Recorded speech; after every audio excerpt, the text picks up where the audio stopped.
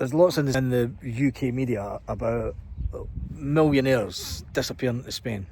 There's millionaires turning up in places like Benidorm, of all places. You think if you're going to disappear to Spain, you'd go somewhere better than Benidorm. But the reality is there's lots of people wanting to leave the UK because of the state of the UK.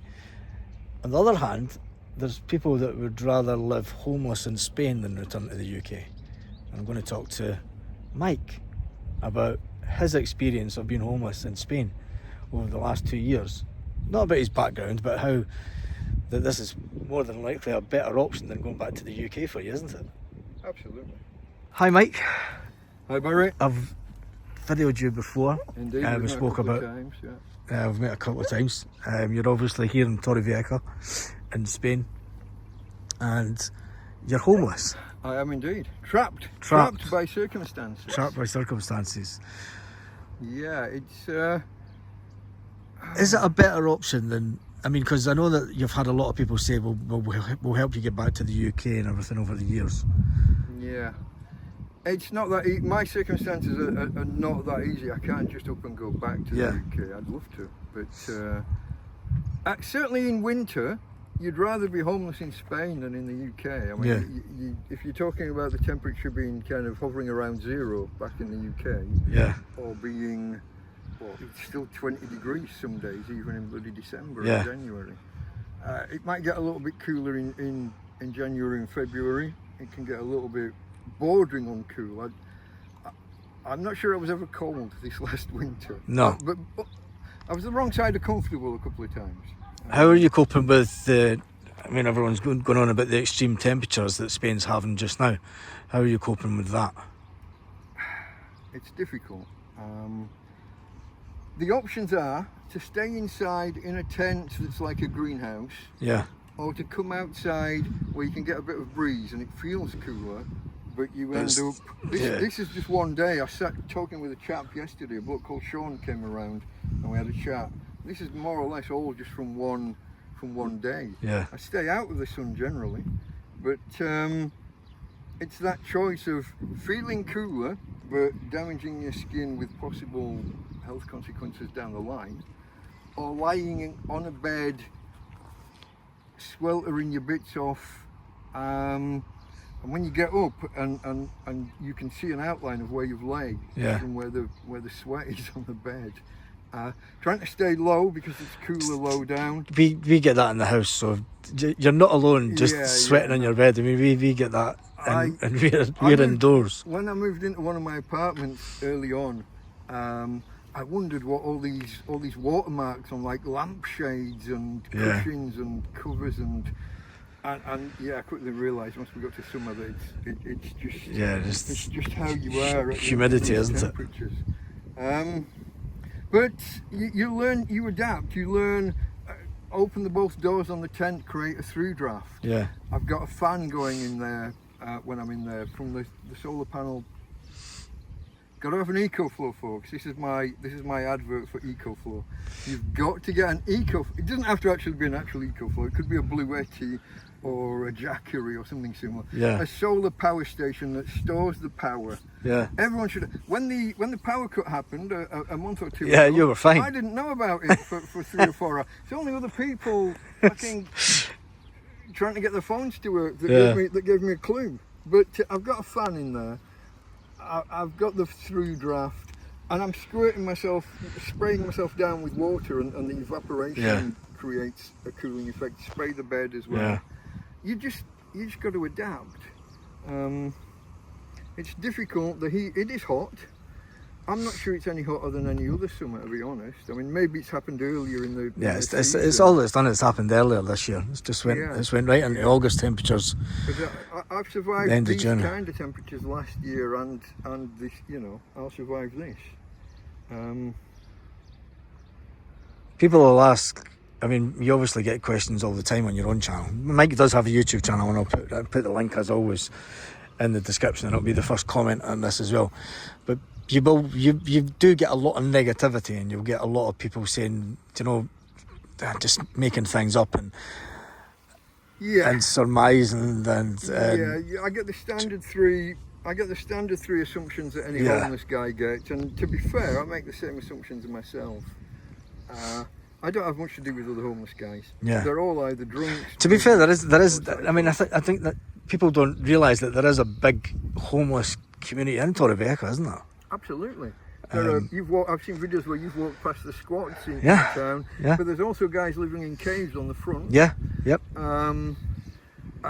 In the park, when I lived in the park for the first 2 months, or almost 2 months, and most nights there'd be somebody else in the park. These guys were more transitory, but there was almost always somebody else around. I don't know if there used to be an old Moroccan guy down the front of Torrevieja. Jambo. Jambo and his dog Mambo. Yeah, and he's always shouting in Spanish and everything. And, he's got about 8 different languages. He's very intelligent. He is very intelligent. But very... He flips on a dime. There's psychological issues somewhere there. The one time, folks, I went begging, I was pressured into it by said individual. And at the end of the day, he wanted me to spend my money on him. Yeah. And he fell out with me, and I didn't understand why. And he wouldn't. He did that almost feminine thing. That if you don't know why, I'm not going to tell you. Yeah. But he was ready to have a stand-up, knockdown fight in the street, and I got no clue why.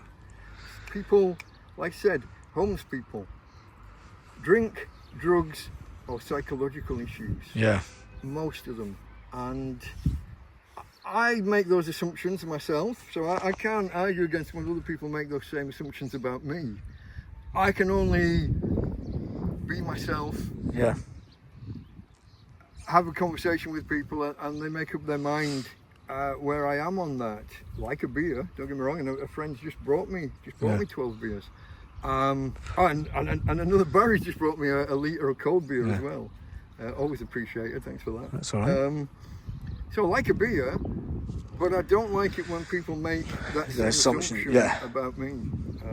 But I understand why they make it, because I make the same assumption myself. So fair enough. With the fact that there's other expats that are homeless in the area as well.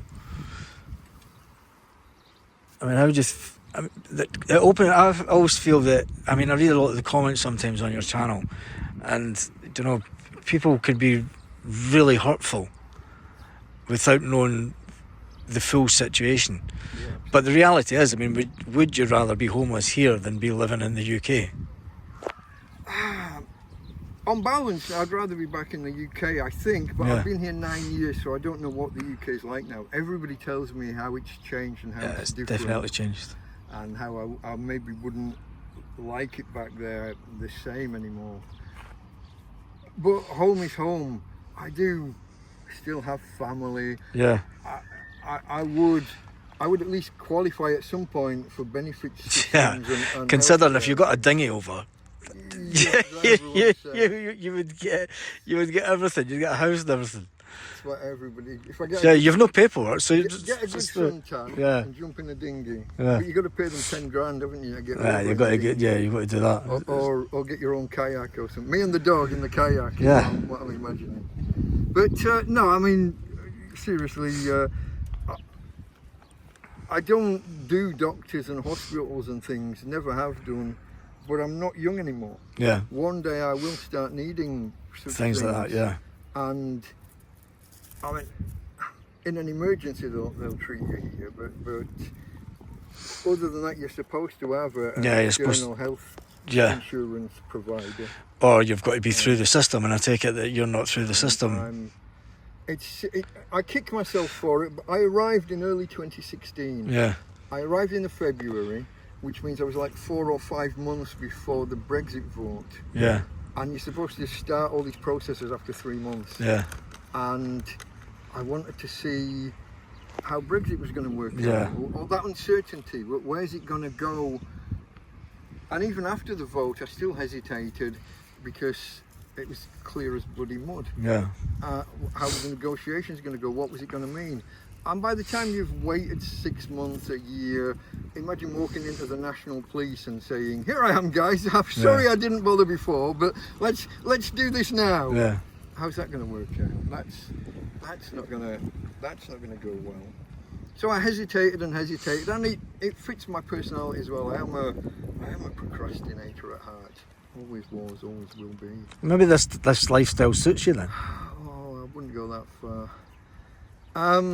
If somebody came along tomorrow and says, I've got a private jet, I'll fly you back to the UK, would you go?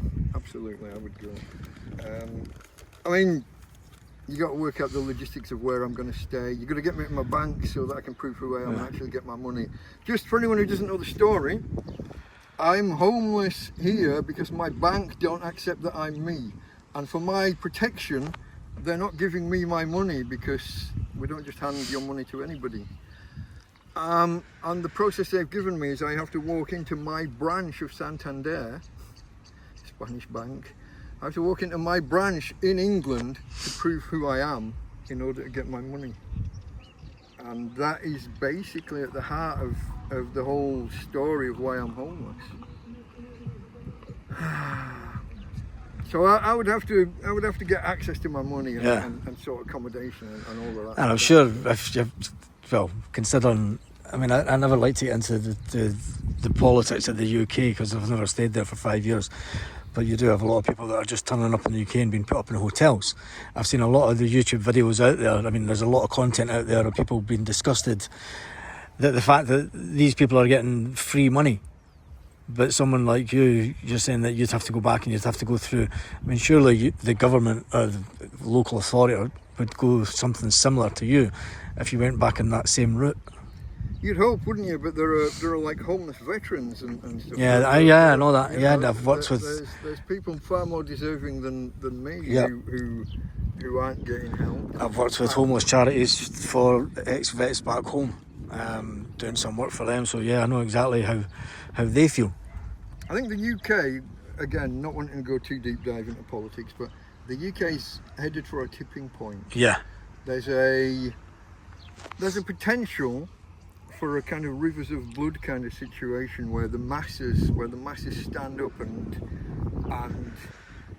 have a violent uprising against people who are taking the mick and against the government that have allowed it. Predicting, not advocating. Yeah. But I predict that there's kind of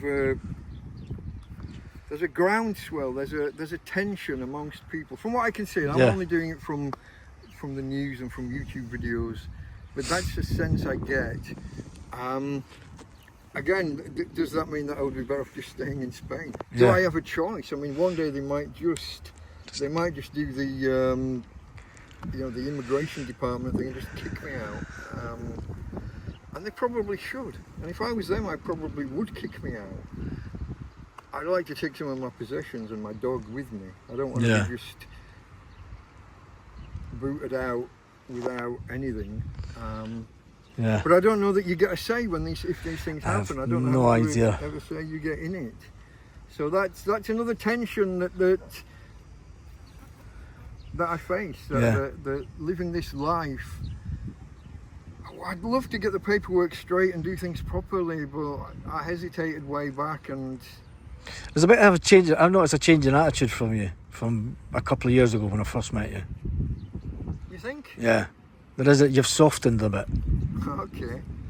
I was probably getting a lot more hassle from the police back then. I've been left alone for a year. It's maybe helped. Until a couple of weeks ago, which has helped, and I probably, when you've had a major threat hanging over you, when you've got the police turning up and literally threatening to go hands-on and wanting to have beef with you there and then, you can be a little bit more outspoken and a little bit more ranty, a little bit more hard in your opinions. So possibly that, or maybe you're just catching me on a nice sunny Sunday morning. I don't know, could be. What about you? What's your story? Do you want to tell us? No, I'd rather not. That's okay. That's fine. I totally understand it. I mean, all I'm trying to do is try and help Mike out and bring assistance to him. Dean in the real world. Yeah. It is Dean. But Delta Mike on camera. Delta Mike on camera. And you've got to say, Screen there. if you are going to be homeless anywhere in the world, do you know what I mean? Although it looks like a peace camp up in Faz Lane. That's the way that I see it. You know, it is like a bit like the peace camp up in Faz Lane, and that will probably bring its own. People will say it's nothing like the peace camp in Faz Lane. We're all trying to do good in the world. I've had to go to great lengths to not attract too many other people here. Yeah. I didn't want it to become a tent, an encampment with multiple other people. We had another guy living in the field, English guy over here. We had a Spanish guy over the other side. I think, as far as I can tell, he's left. Yeah. You want to see the state he's left it? Jeez. He's just left it there. But I knew the more people here, the more likely we were to bring down the attention of the authorities. Yeah. Which could just. Well, let's put it this way. I've never been homeless before. Yeah. I don't know how to be homeless. I've met guys who are homeless and they can walk off now and within half an hour they'll find somewhere to stay. Yeah. I've got no fucking clue. I've got no idea. I noticed one thing that I did notice when I was in town last week was that the Sabadel Bank that's near where the fountain is, they've put shutters up because there used to be Spanish guys that would sleep in there when we stayed there, and they never had shutters, and they put the shutters down during the day when the bank's closed. Oh, wow. And I'm like, I had to walk away. It's the small things, first world issues, but I had to walk up to the other Sabadell to be able to take money out. And you're thinking, that's the only reason that they've done it, is to. And I know that the police did go heavy on a lot of the homeless. I mean, there's one guy that just he lives under a tree and he never minds anybody. The police don't mind them. But there was a female that got a lot of attention by the police, and I don't know what happened to her. She was taken away a lot. But I don't know how they pick who they're going to bother and who they're not. I think they probably bother you a lot for the first couple of years. Yeah. And then when they realise you're not going anywhere, they take the foot off the pedal a bit. Seemed that way with me anyway. But I was left alone for the last year or so. Until they decided to have a court case about me without inviting me. Such a Spanish thing to do. That sounds almost Franco era though, doesn't it? Yeah. Let's not go there. The thing is the country is as far away from that as you could possibly imagine. Do you know? Yeah. And that's the reality. There's actually a lot of people saying that Spain's a right-wing country, when the reality is it's not. It's not been a right-wing country for a long time. But the Spanish people are afraid of their police force. Yes, they're still afraid of the Guardia. And they are suspicious of them. I wouldn't say it's very suspicious of them. They're very, very keen to go hands-on. Yeah. If you look at them wrong, cross them wrong, say the wrong thing, they will just go and it's gone, it's done. I'm not saying any more because court case pending. Yeah, that'll do. Anyway, Delta Mike out, as they say. Indeed. Delta Mike out.